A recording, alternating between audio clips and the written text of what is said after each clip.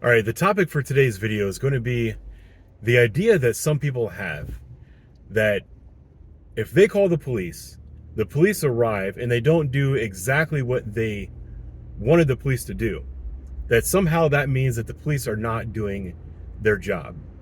I had two runs very recently that kind of encapsulate or personify this idea. And the funny thing is they both revolve around parking, which, that's a side note. People will whine and bitch, complain. They'll say, oh, the cops are out there writing stupid parking tickets. Don't they have anything better to do?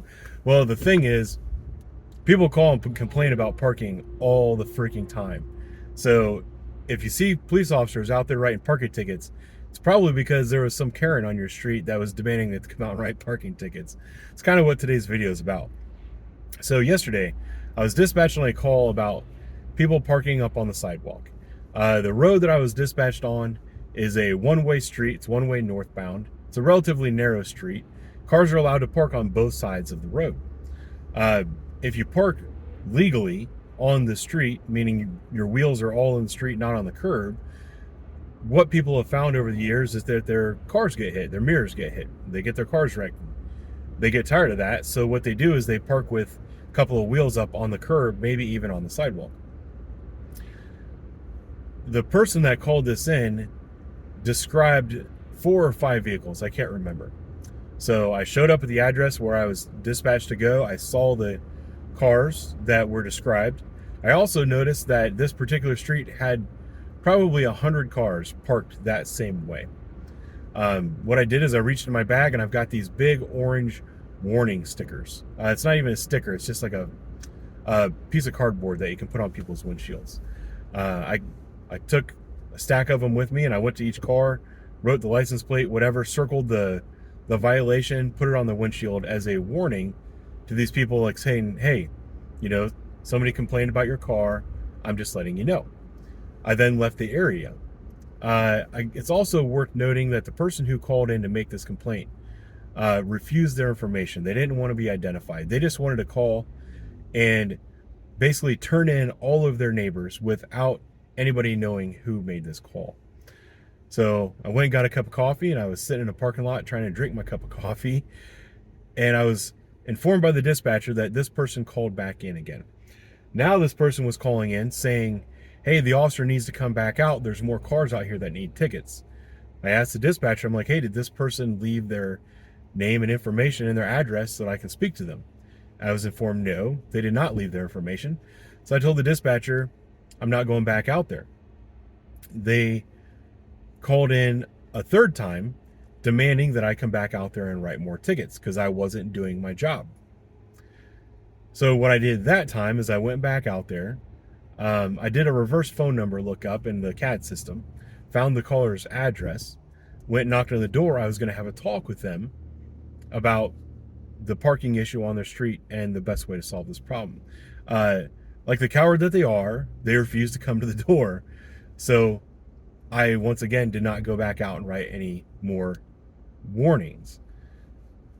This kind of thing is incredibly frustrating for a variety of reasons. If you're going to call and basically rat out every single person on your street and demand that police officers come out and write tickets, I think you should at least have the balls or the courtesy to leave your name and number and address so that your neighbors know you're the one that called.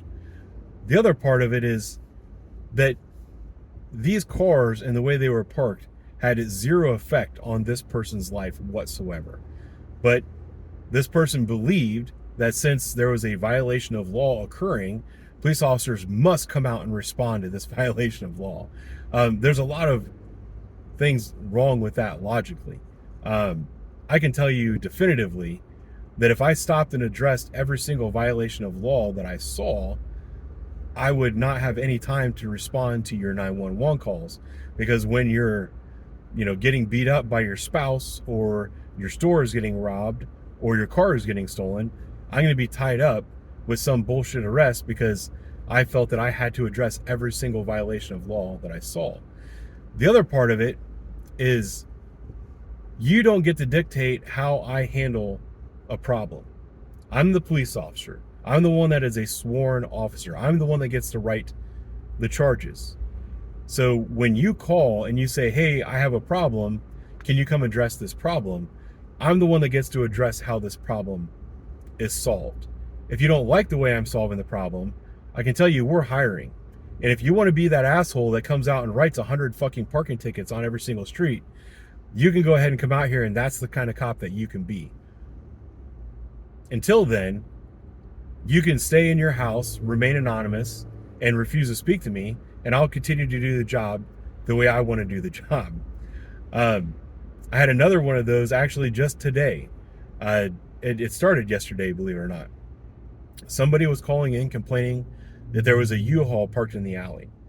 I went out and I looked at the U-Haul, and they even described this U-Haul was full of property. I went out and I looked at the U-Haul. It had a padlock on the back. It had a bunch of clothes baskets in the front and like TV stacked on top of the clothes baskets. The U-Haul was locked. It didn't appear to be stolen. I ran the tag. Everything on it checked out. It was parked off of the alley. It was completely legally parked. There was nothing wrong with this U-Haul. So I left. About 2 hours later, that same person called in again, complaining about the U-Haul and then talking about somebody sleeping in their car near the U-Haul. I responded out there again. I talked to the person that was sleeping in the car. They told me that they were going through, I think it was like a breakup situation, and there was going to be a delay. They had to get all their stuff out of the house, but they had nowhere to go, so they were leaving their stuff in the U-Haul. They were sleeping next to the U-Haul to protect their property while they made arrangements to get the stuff moved to someplace else. I said, okay, sorry to bother you, have a good day. What they were doing was completely legal. The first run I was dispatched on again today was somebody complaining about that same U-Haul. So this time they said that it was blocking their garage. I just got a call because someone is saying that this U-Haul is blocking this garage. I called her and told her that this U-Haul is legally parked outside the roadway. Somebody that's moving, they're allowed to move. She said, well, I had difficulty backing out of my garage this morning. I said, well, it's still legally parked. It's been legally parked for the last 2 days and all 5 times that you've called about it. And then she said, well, thanks for not doing your job. I went out and looked at the U-Haul. I looked at all the garages in the area. It was not blocking anyone's garage. So I went to the front door of the house that called in saying that it was blocking the garage. Nobody answered the door. They had a Ring doorbell. They didn't answer the Ring doorbell. I knocked on the door. Their cat came and looked through the curtains at me, but they didn't come out. So I went back out to the alley, and I called this person back, and I said, hey, are you the one that's calling and complaining about this U-Haul? She said yes and started to talk, and I said, well, first I asked if they were home. They said they weren't because I wanted them to walk out and look at the U-Haul with me, but they weren't home. So I told them over the phone, look, there's nothing illegal about this U-Haul. She said, well, it's blocking my garage. I said, no, it's not blocking your garage. It's parked across the alley from your garage. And then she said, well, I'm sorry, it's just really inconvenient for me to have to back out of my garage with this U-Haul over there. I didn't have the wits about me at the time, and I was very cordial. I said, I'm sorry that you're having a difficult time, but these are narrow alleys and there's plenty of room. This thing is completely legally parked. What I wish I had said was, I realize this is inconvenient, but you don't get to call the police just because something is inconvenient. But when I told her there was plenty of room for her to get out of her garage, this was not a crime, she yelled into the phone, well, thanks for fucking doing your job today, and hung up the phone. I don't know what it is with people. Like, put yourself in that other person's shoes. If you were having a hard time, your mirrors are constantly being taken off your car, your bumper's constantly being struck, your taillights are constantly being broken, your headlights are being broken because idiots can't get down the road without playing bumper cars with the cars on the side of the road, and you had to park your car up on the curb a little bit to prevent it from getting hit. How would you feel if a police officer came out and wrote you a ticket? What would your opinion of the police be in that situation? You would fucking hate the police. And that's where I start to take issue with this, is because people don't want that hate on themselves. They don't want to go talk to their neighbors, make a complaint to their neighbor because it might change their neighbor's opinion of them. They don't want people to know they're the ones that told on them. But they've got no problem calling the police and making us the bad guy. And the same thing happened with this woman today. I had a person that was down in their luck. They had an emergency situation where they had to move out of their house and they had no place to go. So they were sleeping in their car next to literally everything that they owned. How would you feel if you were in that situation and a police officer came out and towed your vehicle, took literally everything that you own, just because your tough situation made an inconvenience for somebody else? This is something that happens a lot, that people try to weaponize the police force. It's very frustrating, to say the least. I think that's all I got to say today.